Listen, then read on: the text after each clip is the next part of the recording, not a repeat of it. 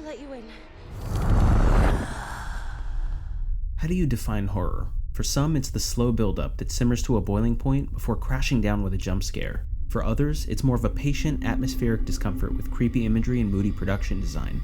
Bonus points if you throw in a spooky farm animal or two. But for me, true horror boils down to one of the most primitive fears imaginable, a total lack of control. Now, that could mean in the physical sense. Take Misery, for example. It's for the best. But for me, it's scarier when it taps into something spiritual.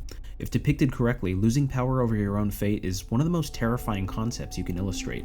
It's literally ancient. Greek mythology points to a divine intervention that we as mere mortals are unable to comprehend. So by that logic, maybe life is just a gamble of predetermined outcomes. Movies and TV shows like to illustrate that theme by invoking a curse. One that threatens the fabric of your existence and must be broken or outsmarted to regain control over your own destiny. It's a curse. My mother had it too. It's something calls us and we follow. Stop it. It's calling me now. Stop it. Thematically, it's a recurring trope we've seen repeatedly, from the Overlook Hotel in The Shining to the personification of death itself in Final Destination. Death. There are no accidents, no coincidences, no mishaps, and no escapes. Even non-horror premises like Hayao Miyazaki's Princess Mononoke uses its curse as a metaphor for the tyranny of deforestation. But I can't help but notice, over the last 10 years, a resurging trend in cryptic genre movies and TV episodes that are oriented around, you guessed it, curses. Nothing happens by accident. It's only natural that we as viewers think deeper about one fundamental question when interpreting any form of content, which is, why make this now? Is there some deeper parallel we're meant to correlate to our daily lives?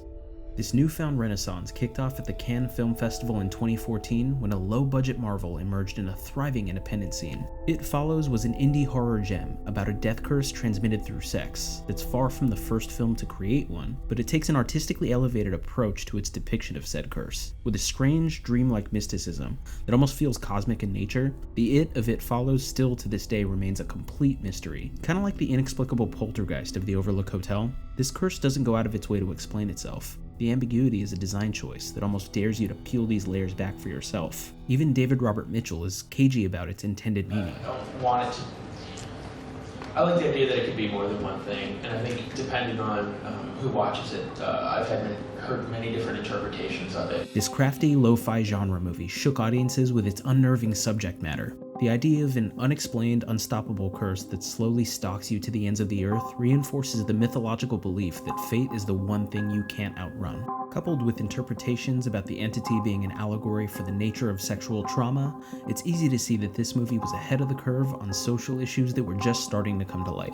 It Follows may have been a cult horror sensation with elusive ambiguity, but it was executed with such nuance that stirred up our collective subconscious around mortality as it relates to timely cultural topics.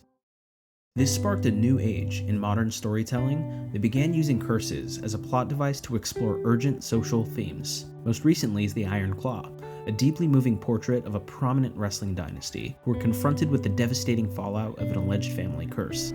People started saying that it was this curse, but I don't believe in any of that. I know it was all just bad luck. For all intents and purposes, this is a pretty straightforward biopic about four tight-knit brothers subjected to a string of increasingly painful tragedies. Though magnificent in stature, the Von Erich siblings are bound by their own struggles with mental health, as the Iron Claw sheds light on a hidden suffering beneath the marbled surface of masculinity, which isn't a perspective we commonly see in movies about men. For a time of rising awareness around the importance of mental health, filmmaker Sean Durkin wanted to tell a story that helps recontextualize just what it means for men to show strength. And he essentially does that by removing the deep-rooted stigma from discussing their unspoken anxieties about life, ambition, and the inevitable. It really became first and foremost about a family and about a family dynamic and exploring those trappings of masculinity and what the real curse was of boys trying to fit into a mold. As an extreme counterpoint, the theme of inevitability weighs heavily on the work of hardline misery merchant Ari Aster, who for the last 6 years has taken more of a nihilistic approach to storytelling. From the doomed nuclear family at the heart of Hereditary to the relentlessly anxious protagonist in Beau is Afraid, Aster's perpetually f***ed nightmares follow pawns who are caught in a scheme outside the realm of control or even understanding. Now, usually in films like this, there's plausible deniability that the curse is even real. Maybe it's just our way of rationalizing a series of misfortunes. But in the case of all his characters, their powerlessness and gruesome ends cements their fate as butts of a cruel joke, almost like playthings at the whim of cosmic forces. Spearheaded by bold young filmmakers like Ari Aster, maybe this new vanguard is using genre to process the increasingly hostile world around them.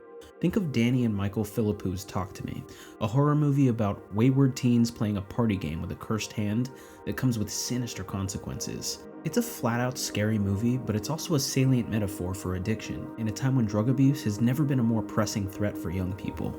Same goes for Jane Schoenbrun's psychological fever dream We're All Going to the World's Fair, which follows a lonely teen who begins to disassociate after taking part in a mysterious online horror challenge. It's an unsettlingly ambient indie film that dissects the psychology of those who seek connection at the fringes of dark internet subcultures. What I was looking for in those online spaces as a kid was something that like I wasn't getting in daylight. I think like when you look at a lot of like darker edged subcultures, you find it can be a place for people who, again, just like aren't comfortable in the daylight. You know, they go looking for things and maybe even find something beautiful. Universal themes teach lessons that travel far across boundaries. That's why over the last few years, this creative trend has even found its way into award-winning television, as it does in the opening story arc of the second season of Reservation Dogs, which revolves around a curse that its central characters are trying to break. Why? We're gonna break that curse. In the case of Reservation Dogs, Seminole showrunner Sterling Harjo wanted to pull the curtains back on modern tribal life, and while the show embraces some supernatural aspects of Native American heritage, it's really about good-natured, relatable kids who do anything to make it in a world that's boxed them in. Playing into certain stereotypes before unceremoniously shattering them, Harjo and his co-creator Taika Waititi use humor and humanity to shed preconceptions that went unchecked for generations. When compared to The Shining, a classic that invites speculation on fictional accounts of native spiritualism, shows like Reservation Dogs are setting new standards for portrayals of multiculturalism. With so many variations on the subject of curses emerging over the last decade, it's time to uncover just where they intersect, and that nexus, for the same reason why art now reflects such a deep sense of reckoning, really boils down to a fundamental question: how do we deal with adversity? How does Annie cope with her grief in Hereditary? What will Jay do to evade this burden that was thrust on her in It Follows? Do we fold under the crushing certainty of doom? Or do we find a path forward by any means necessary? Curses are just another gateway to tell stories about human struggle, despair, community, annihilation, redemption. These are commonplace narratives with endless degrees of application in a world we understand less and less by the day. With more thought around how we employ these storytelling devices that were hijacked by history, it almost feels like watching an artistic movement unfold in real time. One that started with noisy little indie projects, then blossomed into some of the most acclaimed work of our generation. All fronted by filmmakers who can help us realize our deepest fears, but also our most vivid and colorful dreams. And just maybe, by taking the time to parse through their lessons, we might see our own worldview through a different lens altogether. Thank you so much for watching. Be sure to like and subscribe to our channel for more movie and TV related content.